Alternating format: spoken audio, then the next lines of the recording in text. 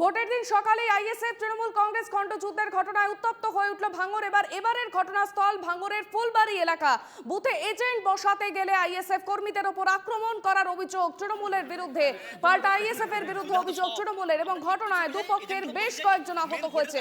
ঘটনাস্থলে ব্যাপক পুলিশ বাহিনী, সেন্ট্রাল ফোর্সের দেখা না মেলায় ক্ষোভ আইএসএফ প্রার্থী নূর আলম খানের।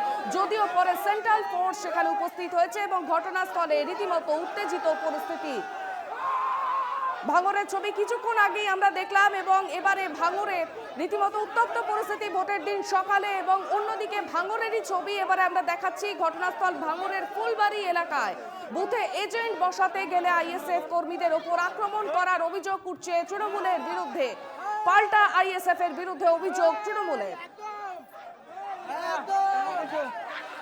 আমাদের সঙ্গে রয়েছেন আমাদের প্রতিনিধি আলমগীর মোল্লা। যাব আলমগীরের কাছে। আলমগীর, ভাঙড়ের একই ছবি, তৃণমূল এবং আইএসএফ এর মধ্যে খণ্ডযুদ্ধ, এবং আজ ভোটের দিন সকালেও একই সেই চেনা ছবি আমরা দেখতে পাচ্ছি।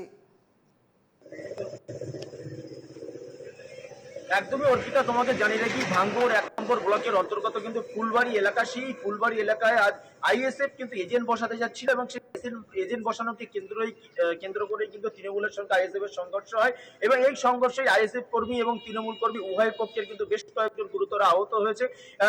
ঘটনাস্থলে যান যাদবপুর লোকসভা কেন্দ্রের আইএসএফ প্রার্থী নূর আলম খান, এবং সেখানে নূর আলম খান যাওয়ার পরে যেখানে সেন্ট্রাল ফোর্সের দেখা না মেলায় কিন্তু ক্ষোভ উগরে দিয়েছেন। কিন্তু বেশ কিছুটা পরে হলো সেই এলাকাতে কিন্তু সেন্ট্রাল ফোর্স ঢোকে।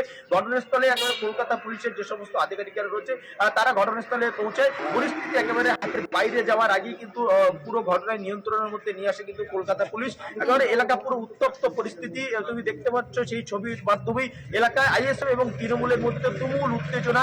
একেবারে সপ্তম দফা ভোটের শুরু থেকে কিন্তু ভাঙড় সকাল থেকে বোমা উৎসব থেকে শুরু করে একাধিক জায়গায় আইএসএফ কিন্তু আহত হয়েছে। অর্পিতা, একেবারেই আলমগীর, আমরা পঞ্চায়েত নির্বাচনের সময় একই ছবি দেখেছিলাম এবং সেখান থেকে দেখতে গিয়ে সেই আবার চেনা ছবি, এবং যেখানে আইএসএফ তৃণমূল একাধিক জায়গা থেকে এজেন্ট বসানোকে কেন্দ্র করে এই খবর উঠে আসছে।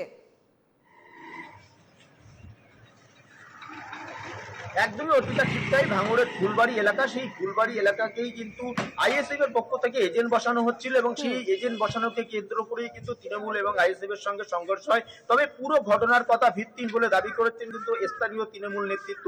তাদের দাবি, তাদের এজেন্ট না বসাতে দিচ্ছিল আইএসএফরা, তাদের এজেন্ট বসাতে দিচ্ছিল না। তারপরে কিন্তু উভয় পক্ষের মধ্যে বচসা শুরু হয়। সেই বচসা থেকে শুরু হয় মারামারি। উভয় পক্ষের বেশ কয়েকজন গুরুতর আহত হয়েছে। তাদেরকে উদ্ধার করে নলমুড়ি প্রাথমিক স্বাস্থ্য কেন্দ্রে নিয়ে যাওয়া হয়েছে। ঘটনাস্থলে ভাঙড় থানার বিশাল পুলিশ বাহিনী। তবে সেন্ট্রাল ফোর্স সময় ঠিকঠাক সময়ের মধ্যে না পৌঁছানোর জন্য যাদবপুর লোকসভা কেন্দ্রের যিনি প্রার্থী নূর আলম খান, তিনি যেমন ক্ষোভ উগরে দিয়েছেন। বেশ কিছুটা পরে হলেও সেই এলাকাতে সেন্ট্রাল বাহিনী যায় এবং এলাকা পরিস্থিতি নিয়ন্ত্রণে নিয়ে আসে। তুমি আমাদের সঙ্গে থাকো। এদিকে ভোটের আগে রাতে আবারও পুরনো চেহারা নিল ভাঙড়ের ছবি আমরা দেখালাম। আইএসএফ তৃণমূল সংঘর্ষে মাথা ফাটলো এক তৃণমূল কর্মীর, এবং পতাকা লাগানোকে কেন্দ্র করে নতুন করে উত্তেজনা ছড়ালো ভাঙড়ে।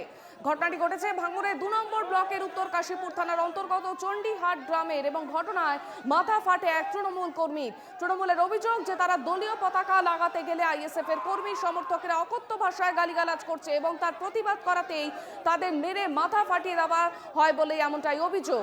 ভাঙড়ের একাধিক জায়গা ছবি আমরা তুলে ধরছি, এবং আইএসএফ তৃণমূল সংঘর্ষ, এক তৃণমূল কর্মীর মাথা ফাটে সেখানে, এবং ভোটের আগে রাতে রীতিমতো উত্তপ্ত পরিস্থিতি পোলের হাটে।